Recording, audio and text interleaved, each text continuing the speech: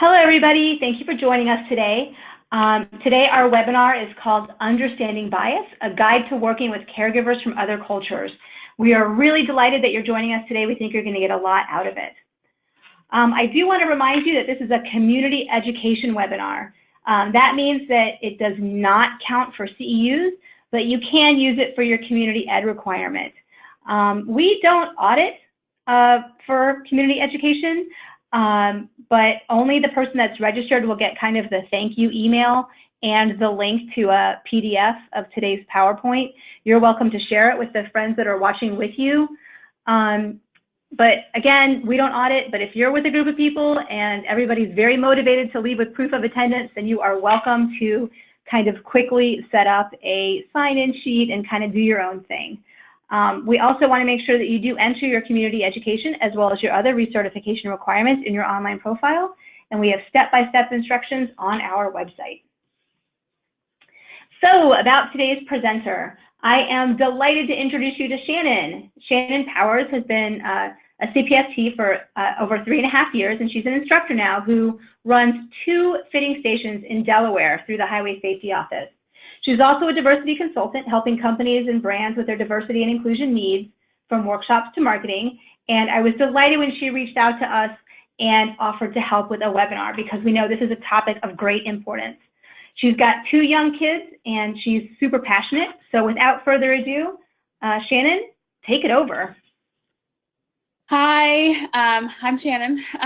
So today we're just going to be talking about biases, different kinds of biases, and hopefully by the end of the webinar, you will feel a little bit more knowledgeable about what biases are and have a working knowledge of how they can affect how you interact with caregivers and also with other CPSTs.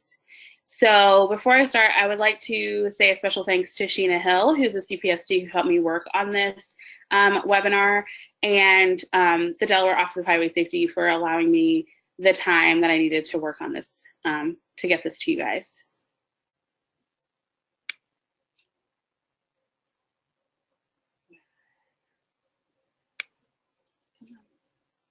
There we go. So the objectives today: we want to establish an understanding of bias and what it encompasses, discuss how to overcome biases to work with caregivers and other CPSTs, discuss tactics to avoid stereotyping, and understand what microaggressions are and how they hurt our work.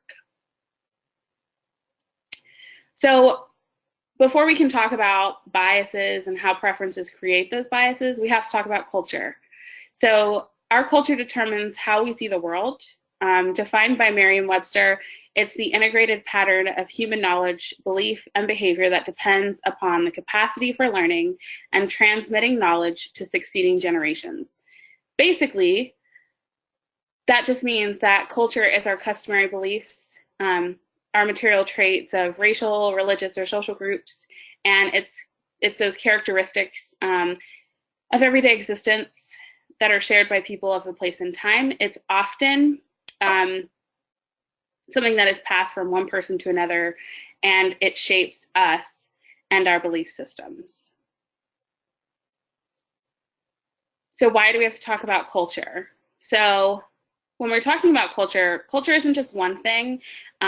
It's the culture we were born into is one type of culture that we get from our families, like, you know, we have Thanksgiving dinner or we go to church on Sundays, those types of things. But there are other cultures like work, organizational ones like child passenger safety, and our culture, the intersections of those cultures impact how we behave and how we interact with others. And you may act one way with your family and a different way with your friends or your work colleagues. Belonging to certain groups, cultures, or identities can lead to privilege. So we have a poll question. This is a tough topic, right? Have you heard of privilege? Yes, you've heard of it and you understand it. Yes, but you don't really know what it means. No, you haven't heard of it, or you're unsure if you've ever heard of this. Privilege is something that I'm sure a lot of people have heard about recently and may not understand completely. They may think it only applies to race or, those types of things. Often privilege extends well beyond just what you look like. Okay, so our breakdown here looks like most of you say yes and you understand it, and then some people say they've heard of it, but they don't really know what it means. Some people have never heard of it. So it's a pretty good variety. Hopefully the next few slides are going to help you understand it a little bit more. And I'd be interested, so you can email me. My contact information is at the end. I'd be interested to see if you really understood it or if you learned something from here for the 79% of you who said you've heard of it before. So privilege is a special right, advantage, or immunity granted to or available only to a particular person or group of people. Privilege means that an advantage exists for one person or group of people that doesn't exist for someone else. So this is like the best way I've ever heard privilege described to me. Privilege is like wearing walking shoes with comfort measures, support, and cushion. Someone without privilege, conversely, is wearing stilettos for that same walk. The person wearing heels may be comfortable in their shoes, they may move well, but it is likely that their companion in a more comfortable shoe can move faster, walk farther, and enjoy the walk more, because things are easier with privilege. In this example of privilege, wearing comfortable shoes is a choice. It's a deliberate choice. Sometimes privilege comes from choices we make or our own hard work. Sometimes we are born into privilege and then earn additional privileges leading to our ultimate success. Two students, for instance, graduate with the same GPA and similar extracurricular activities. One student goes to a private university for 4 years. The other cannot afford school and doesn't go to college. The student who went to university has privilege due to their or their family's financial means, which is a born privilege. If the student who goes to university does well and graduates, then they will have additional privileges or additional advantages in the job market with their degree. This student will have earned privileges in addition to the one that they didn't earn.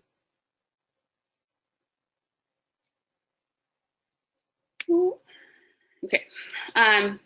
So our culture, along with our various advantages, create for us a very particular worldview. These views lead to preferences which shape our biases. In other words, we see the world based on our privilege or lack of privilege. So now we have a poll question. So can you tell me which of these are biases? Are stereotypes a bias? Are prejudices a bias? Is racism a bias? Is sexism a bias? Or are they all a biases? So the importance here as we move into talking about those preferences that shape those biases, we're going to get into the nitty gritty of like the two types of biases that are really going to that we're going to talk about. Good. Everyone knows what biases are. Yay. So that's really good.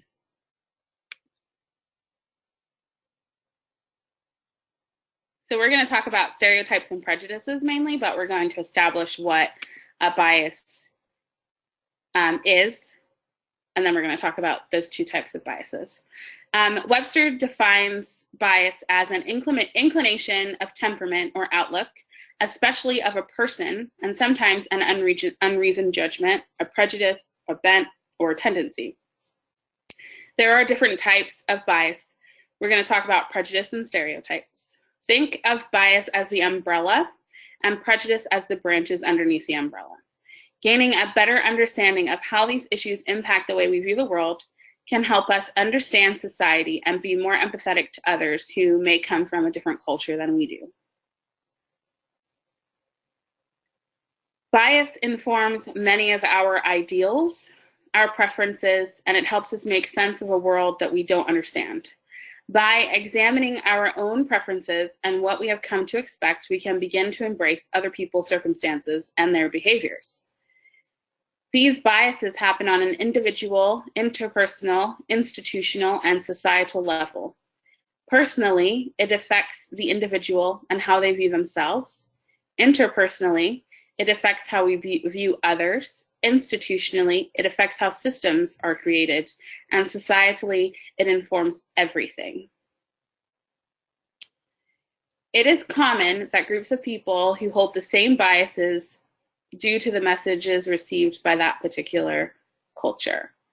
When a large enough number of people agree with a bias, it can be very powerful. These biases begin to hold people back and create privilege for others. This can lead to the oppression of cultures and groups. So when we talk about prejudice, we're talking about that preconceived judgment or an adverse opinion or learning formed without just grounds or before sufficient knowledge is gained. It is an instance of such judgment or opinion that leads to the way that we view others. Sometimes it can be an irrational attitude of hostility directed against an individual, a group, a race, or their supposed characteristics. Prejudice is an unfair feeling of dislike for a person or group because of race, sex, religion, etc. Stereotypes are often an unfair and untrue belief that many people have about all people or things with a particular characteristic. Stereotypes often make us feel better about someone not being similar to us. It enables us to place ourselves in a comfortable headspace. It looks like we have a question, so I'm going to pause for a moment. Yes, hi. So here's a question from Jen. What is the difference between stereotypes and prejudice? They seem really similar.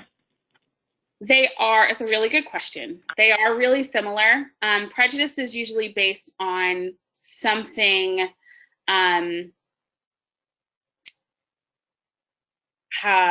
it's like something, it's based on something that you actually don't know anything about the culture that you're biased against. So you've never actually come into contact with anyone, never seen anyone from that, but you've heard from XYZ that this culture is horrible. Stereotypes are things like you've interacted with one person from a culture, and then you make a sweeping generalization about a whole culture based on that one interaction. Does that make sense? So now's a good time to remind everybody that they can ask their questions by typing them in, and we will ask the questions of Shannon throughout the presentation. I didn't hear back, so I assume that answers the question. Shannon? Sounds good. Okay. Sorry. So we've talked about bias, and we've talked about prejudice, and we've talked about stereotypes. Now we're going to talk about implicit bias. So a lot of people, when I say implicit bias, they're like, what? It's really simple. It's social conditioning, usually done by like the media or the way that we see things on the news or in movies, that has us attributing positive and negative stereotypes to others without us realizing that we're doing it. So you may see something on TV and go, well, that's probably true because I had this experience with such and such person. Right? So if that one person, that one interaction that you've had with a particular culture is informing your whole idea, but it's being confirmed by the media or movies, those types of things. Implicit bias is closely related to microaggressions, which we're going to talk about in a minute. So we have another poll question. This is the last one. Have you ever had to talk to a caregiver or fellow CPST about bias? Yes, you have. No, you haven't. No, you haven't, but you should have, or you're unsure. Talking about bias is hard. It's one of those challenging questions. It takes some courage. And so, okay, so that's interesting. So some people say yes, most people say no. Some say no, but they should have. So I'm interested to know what those situations are where you thought that maybe you should have talked to your to a fellow CPST or a caregiver about bias but didn't, feel free to email me and we can talk through it. I'm happy to help in those situations. Ooh. Okay. Takes a minute for it to switch back to me when. Okay, so microaggressions.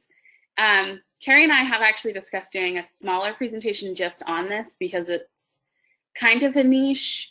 There's lots of intricate details, but basically microaggressions are the everyday verbal, nonverbal, and environmental slights, snubs, or insults, whether intentional or unintentional, which communicate hostile, derogatory, or negative messages to target persons based solely on their marginalized group membership. So these are things like the one in the third bullet, which says, when we think of people based on what they sound like.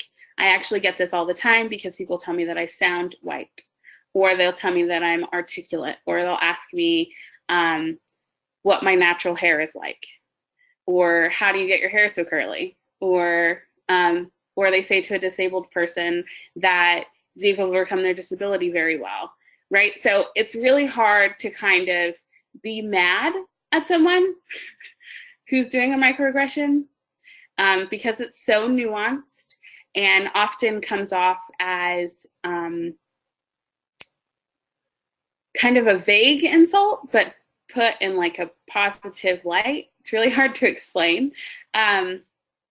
So sometimes this happens when, you assume, you make assumptions based on someone's last name or the color of their skin that, they're not going to sound articulate or they should be uneducated, those types of things. All right, so we've talked about the biases. Now we're going to talk about the protected classes and the things that we have to, the groups that we have to understand our biases and kind of dismantle those and go into seat checks and other community events where we're with caregivers and CPSTs and making sure that we're not being biased or going in with stereotypes or and just having an open mind. So the 7 classes that are protected by federal mandates are race, color, sex, nationality, religion, familial status, disability. And some states have also added age and sexual orientation to their protected groups. The code of conduct that we all live by, hopefully, in our CPS lives are identify these classes in different ways. So they say that race is a group of persons related by common descent or heredity. An ethnicity, a social group that shares a common and distinctive culture, religion, language, or the like. Color, the natural appearance of the skin, the complexion. National origin, country of origin, parentage, extraction. Gender, either male or female, division of species, especially as differentiated by social roles or behaviors. This is problematic. I always like to point out when some definitions aren't very inclusive because gender isn't binary. Had a very long conversation about it recently, and so I think it's important to point out. Sexual orientation is also protected in the code of conduct, and this is one's natural preference in sexual partners. Homosexuality, heterosexuality, and bisexuality are all included in the definition, but also asexuality and pansexuality are part of sexual orientation. Religion, a fundamental set of beliefs and practices generally agreed upon by a number of people. Age, a period of human life measured by years from birth, usually marked by a certain stage or degree of mental or physical development and involving legal responsibility. Disability, lack of adequate power, strength, or physical or mental ability, incapacity. And social or economic level is also something that is a protected class in the code of conduct. An economic and sociological combined total measure of a person's work experience and of an individual's or family's economic and social position in relation to others.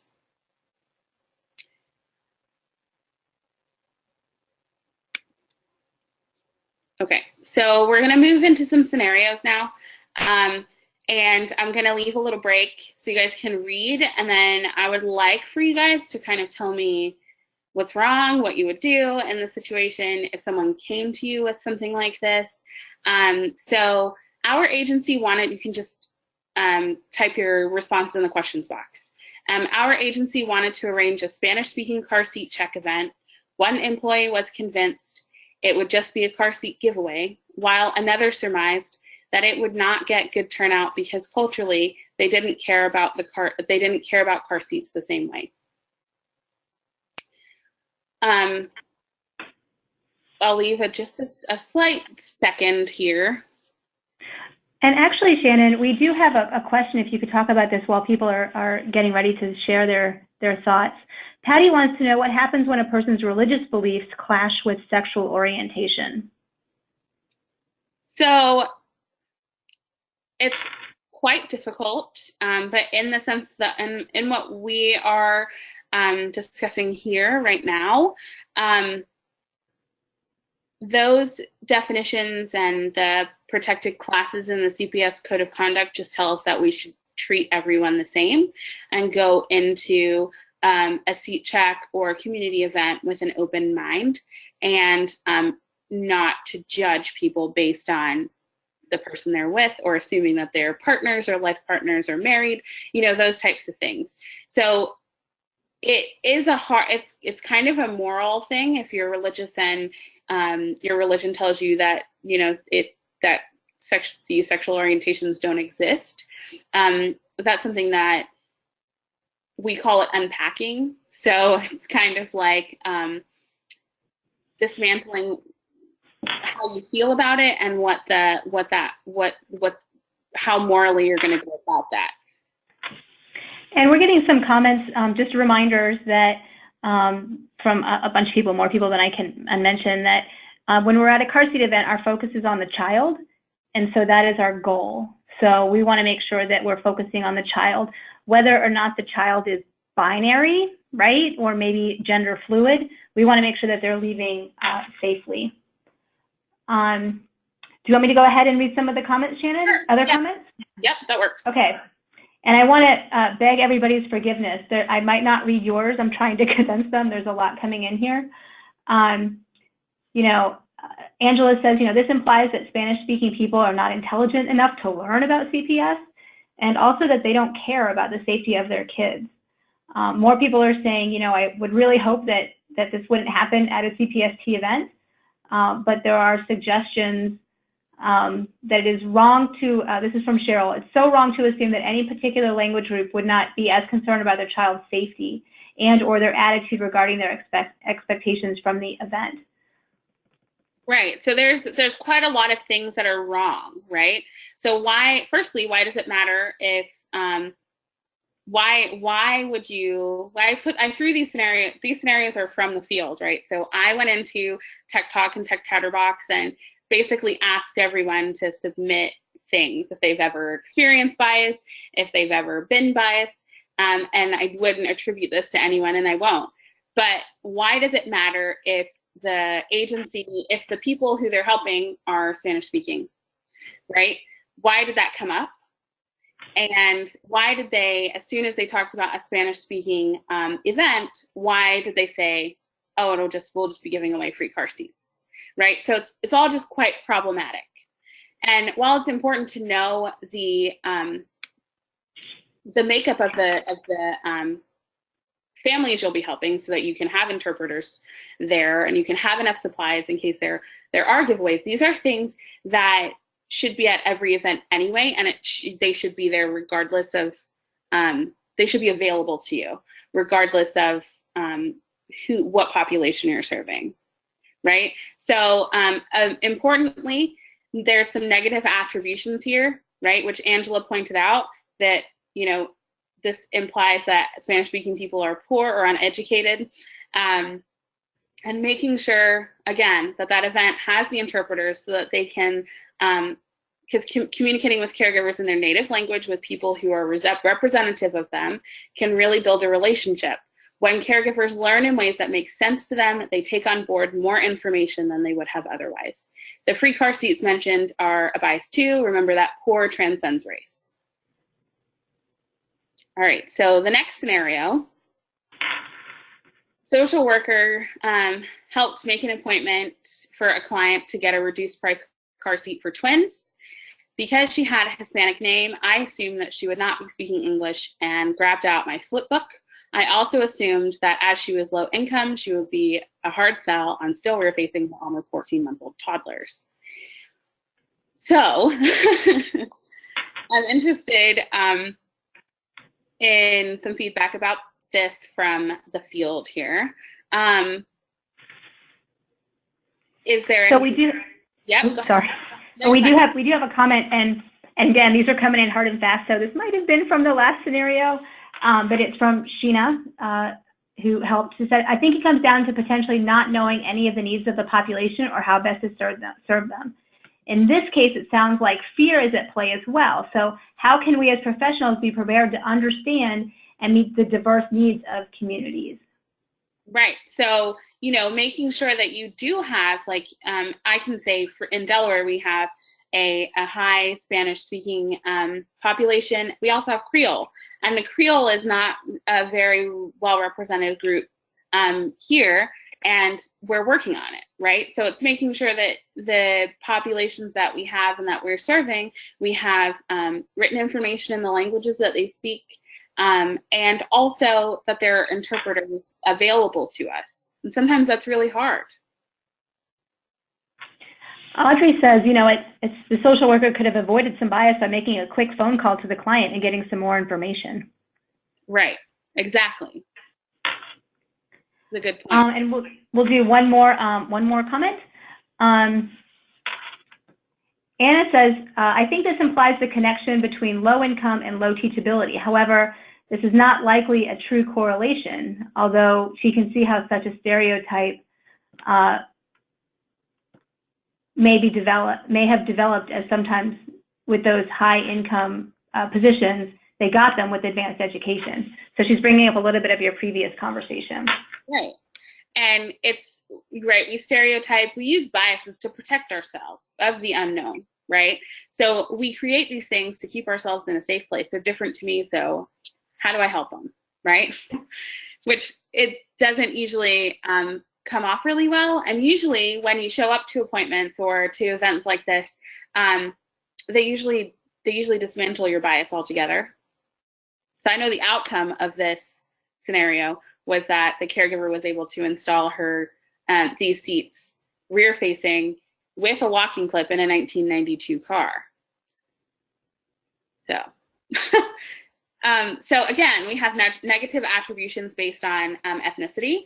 So again, Hispanic people, poor, uneducated, unteachable. Making sure that you have the necessary supplies to talk just in case you do hit a language barrier is not a bad thing. But this should be available at all seat checks anyway, and making assumptions based on the unknown is stereotyping. All right, and then we have a couple of more scenarios. So this one is interesting. A woman set up an appointment with me with a super expensive car and car seats. I assumed that because she was affluent and talked about being in some car seat groups on social media, that she just really knew a lot and was well versed in car seat safety.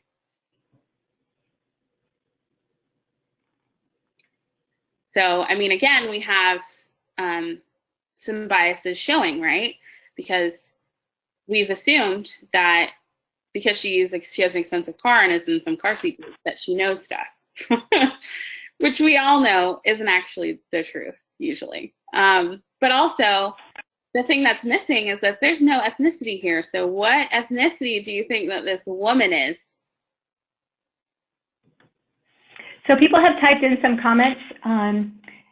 Tracy says, you know, I think that when you work with this population a lot, you don't have any biases and therefore aren't surprised. This is most of our population. I just get prepared for any situation, if that makes sense. We also have, don't assume having money means having knowledge. That was from Ethel.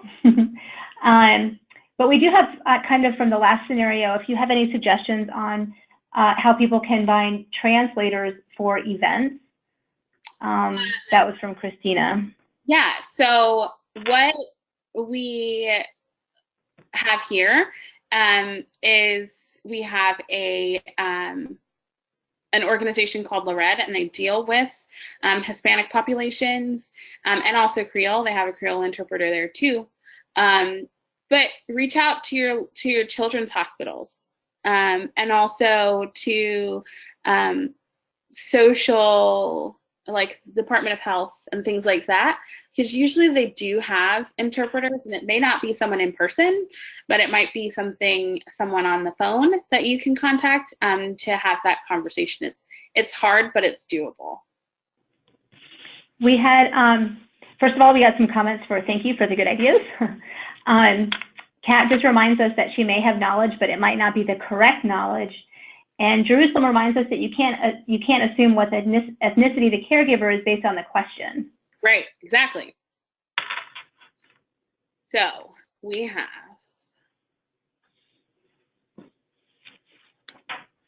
okay, oh, sorry. Assumptions spell trouble. We don't make assumptions about poor people, but also about those who aren't in the same class is what that should say. We have positive bias here. So where we've had negative biases previously, or negative attributions, affluent is a positive bias, which can be just as bad as negative ones. And even though someone has an expensive car or seems educated, we should be mindful that not everyone is as versed as they seem. We should go into every seat check with an open mind and the ability to meet the caregiver where they are. All right. So keep losing, yeah, okay. And so this one is, I was recently at a car seat check for the culmination of a certification course, and the CPSTIs in the vicinity joked about Hispanic family and whether the male cousin was also the father of the child.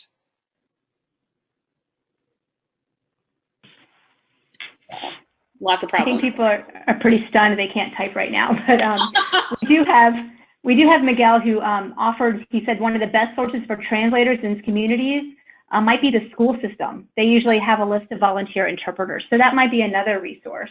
That's a really good idea. Okay. We do have, Anna has a question, and I'll go ahead and answer this one. Is there a reporting structure for reporting that kind of behavior to Safe Kids? So that is something that should definitely be handled immediately and locally. There is an appeals process, but mostly that has to do with technical skill because the certification is about technical. But you're welcome to send an email to Safe Kids. That would be me, Kay Chosmer at safekids.org. Or if you don't remember, you can just send it to webinars at Safe Kids because I handle that account as well. And I'm happy to follow up with some suggestions or advice. Or if you just want to brainstorm kind of what to do at the event, kind of like what Shannon was offering earlier. Sometimes having another person to bounce ideas off of can really open up some suggestions, ideas, and how you want to continue. Okay, so I'm just going to assume that like everyone is as shocked as I am. You are. There's a ton of those comments. No, who cares? That's terrible. Yeah. So. Again, this attitude is rude and derogatory and should be talked about as soon as possible with the offending parties, if possible. If you're not comfortable talking to, say, it was a lead instructor who said something and you're not comfortable talking to the other instructors because they won't approach the lead instructor, then, as Carrie said, email her because she can help. Email me. I can help. Biases such as these makes other CPSTs uncomfortable, and if the caregiver overheard, do you think that they would test you?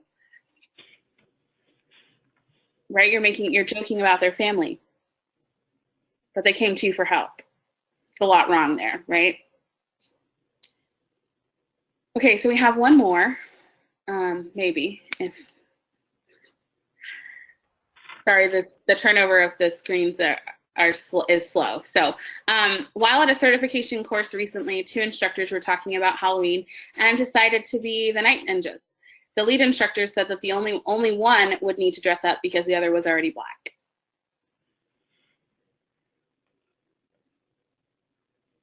Well, we're getting comments.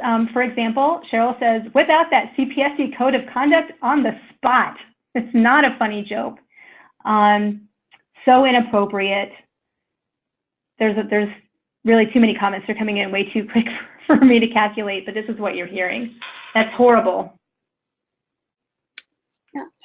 So, and it's 2018 and that stuff still happens. All right, so this is unacceptable behavior, of course. It's not only with caregivers that we need to be vigilant. This is an example of bigotry and racism in the workplace. Jokes like this are not funny and should never be verbalized in any way. It's unprofessional, and this is a microaggression.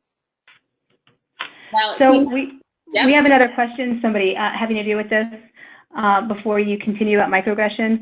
A couple of people are writing in like, has that really happened? People don't actually talk like that anymore, do they? So, I mean, okay. This is something that happened last week, right? It's 2018. And I can tell you that I was the person that was on the receiving end of it. So yes, it really does happen in 2018. It's really not funny. And as I was saying, this is a microaggression. So even though this seems like something that's like ginormous and huge, it's not, because it was played off as a joke, right? So it may not have been intentional. You don't really know how to react. Those types of things. Those are microaggressions, right? Because there's no way, you don't know how to deal with it.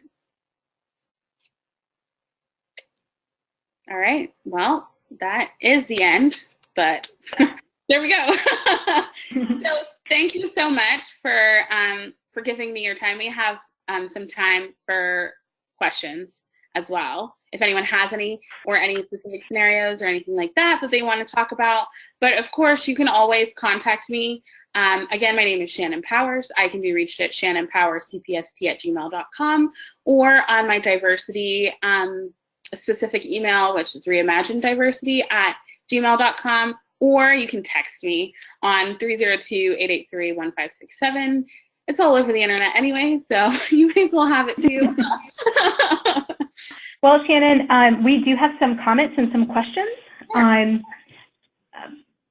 A lot of people are saying, you know, this is another example of microaggression. It has to be addressed. And so I think that's a theme from a lot of the comments from Audrey, Miguel, Jeannie, saying it does need to be addressed. And so can you talk a little bit about how somebody might address that at the time? So I didn't address it at the time because I was kind of floored that it happened. So anyone in the vicinity that kind of hears that, please pull an instructor to the side. Let them know that that this happened and you overheard it and that it made you uncomfortable, so that it can be addressed at the post-course meeting, or, you know, individually with the lead instructor if necessary. A lot of people, a lot of us do this stuff. Like, a lot of the instructors do this, and we're not all employed by the same people, so it's not really an HR concern. But it does. People cannot get away with being racist. They just can't. So anything that you can do, even if it's the next day or the next week, anything that you can do to kind of bring this to the attention of the instructor team, so that they can address it. Because the biggest thing is that, you know, it could have been, you know, the intention behind it could have been quote unquote innocent, and they didn't understand, or they were ignorant that this was hurtful. So we're always trying to give people the benefit of the doubt, but not letting people get away with it. You know, one thing that that you mentioned earlier that I really want to reiterate is having conversations about this even before there's something that happens. And everybody that's on this webinar is going to get a link to download a PDF of this presentation, and perhaps they should bring this to their next meeting, not just their instructor meeting, but a tech meeting, to spend a few minutes reminding people that how they act and what they say and what they do, you know, impacts around them. So they can do that as well. We do have a question from Sarah. She asked if you have any suggestions for caregivers who presume that you're biased because you're asking for a donation because you think Like, for example, oh, why are you asking for a donation? Do you think I'm trying to get the seat for free? Well, they ask for donations for every seat they distribute. So it's not just technician bias, it might be, caregiver bias as well. Do you have any suggestions for her? So for a caregiver that is asking questions like this, you can be very direct and say, we ask donations from everyone. So it's not just for this car seat. And what we say at our station when we give away a car seat, we do ask for a donation, and we often say, this is to help keep the program going so that we can continue to help families that are in need. And usually it's not much. It's just something, and usually it doesn't cover the cost of the car seat, but it does help us to be able to buy more car seats. Does that make sense? We also have, actually some good work from Michaela.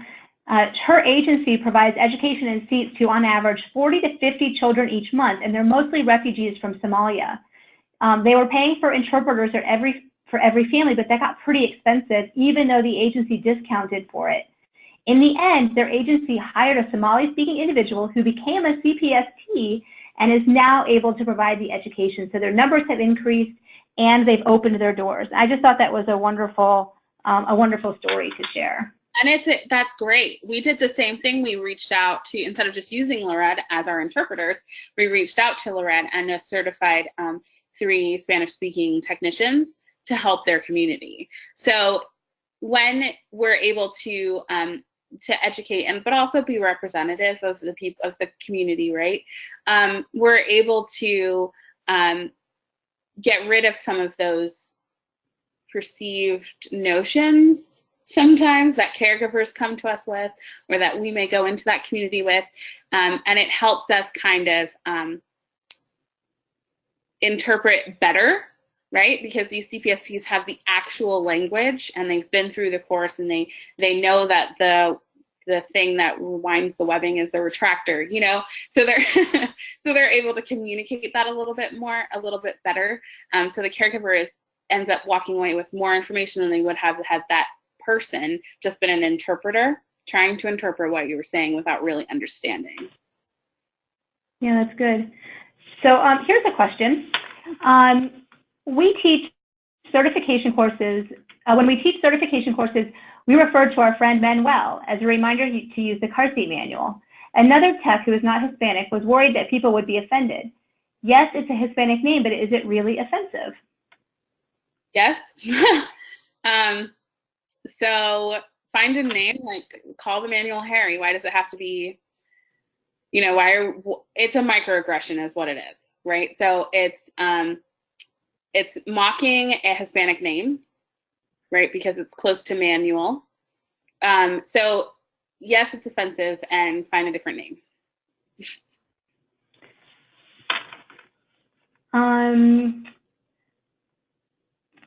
Okay, gosh, there's a lot of comments. A lot of people are commenting about the donations, that they found that when people make a donation to pay for a seat, they have a sense of ownership. And Sherry said there was a new dad who gave his last $5 in his wallet, and he was just so grateful that he could give it. So asking for a donation can also really help them feel empowered and like owners of the materials. Carrie asks, do you have any insight on differentiating between understanding and respecting cultural differences versus stereotyping? She finds it to be challenging, especially when working in cultures that are really divergent. For example, sorry, these comments are going on a lot. For example, when working with a caregiver from a refugee population. Right. So the best way to approach anyone, and it doesn't matter what culture they're from, is to go into a seat check with an open mind, right?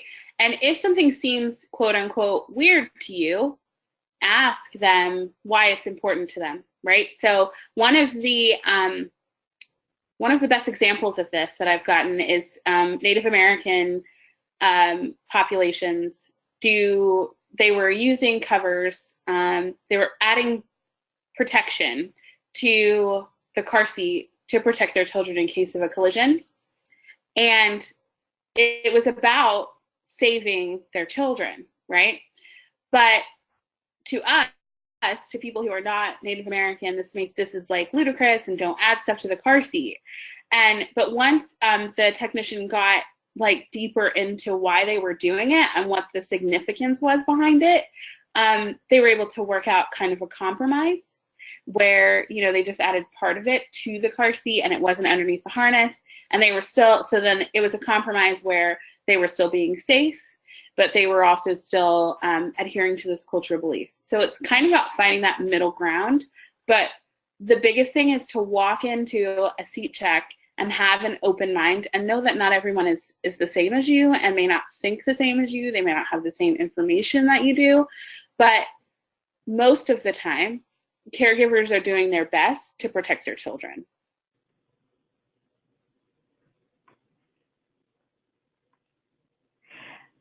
Can you talk, Shannon, can you talk a little bit at one of the, I'm sorry, I can't find the name of it now, said that when they had brought something up, they were told that they were too sensitive and to lighten up.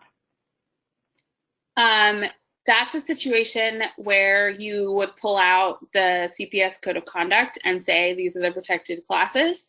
And if it was something that fell into those classes, so it was race or, you know, whatever, being sensitive about it is the correct thing to do in those situations, because, and you can say to whoever is telling you that you're being sensitive that you're looking out for caregivers and also fellow technicians who fall into this category.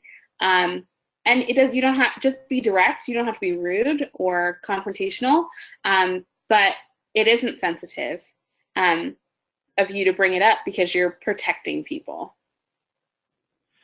Yeah, actually, a couple people had comments like that too, as well do I, that it's our job to care and protect the people that we work with, but also to care and protect our colleagues and fellow CPSTs. So, you know, politely and maybe classily, you know, you don't want to reverse it and be aggressive with them on the spot, but you do want to pull them over and just kind of let them know how it made you feel. We did have some questions about the difference between microaggression and an aggressive statement. Right. So microaggressions are things like saying something to let's just take a new employee, female employee, and the men in the boardroom say, you look like an intern. Or they ask out of curiosity, what are you? What are you mixed with? Where do you come from?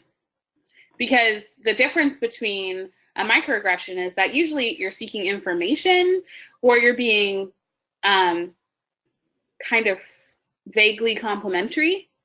An aggressive statement is something that is blatantly racist or sexist or homophobic or transphobic, right? So the biggest difference is that you often don't know if you are committing or on the receiving end of a microaggression.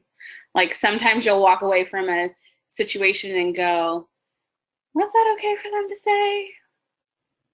And you're just not sure. I guess, you know, I wonder if it might be good advice to say if you're not sure, then it probably is. Right. And you should probably go with your gut on that one. You know, actually, Angela said, you know, can we attach the code of conduct to the post-course email? And I wanted to let everyone know that we are looking at putting it on the inside, in the technician guide when it comes out next year. So we're looking at ways to make it kind of front and center. The certification course is about basically car seat knowledge, not the type of person, you know, that you are, but we do believe that the code of conduct is a really nice way to bring the conversation home. I mean, you want to treat people the way you want to be treated, and everybody wants to feel welcome and comfortable. And I know that a lot of technicians are writing in now that, you know, they spend a lot of time trying to make people feel welcome, because the truth of the matter is, if somebody leaves your event and they don't feel welcome or they don't feel important, then they're going to ignore all of the great information that you just provided. Absolutely. We have a couple more questions. One from Barb asks, is it a microaggression to ask people what country they're from? She works in a city with many international students, and it's a question she likes to ask as a way to engage genuine conversation and put them at ease. So technically, yes, it is, because why does it matter what country they're from? That's the main thing. It's like, why are you asking? You know? And as you say that it's to start genuine conversation, is there anything else that you can ask them to engage them, and then have them offer that information when they're ready?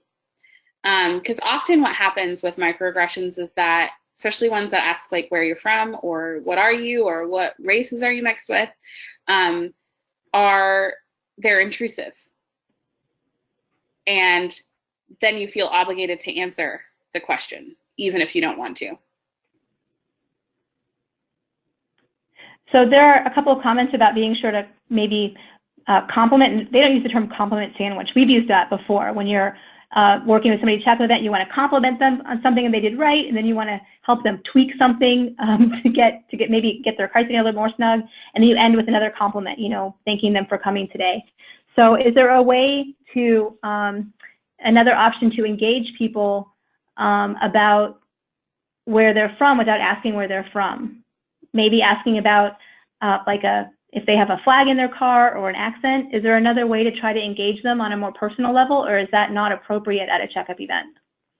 So you could, you know, I feel like at a checkup event, it's not appropriate. If they want to offer that information, like, you know, they have broken English and they're trying to explain something to you, and then they say, you know, I'm from wherever.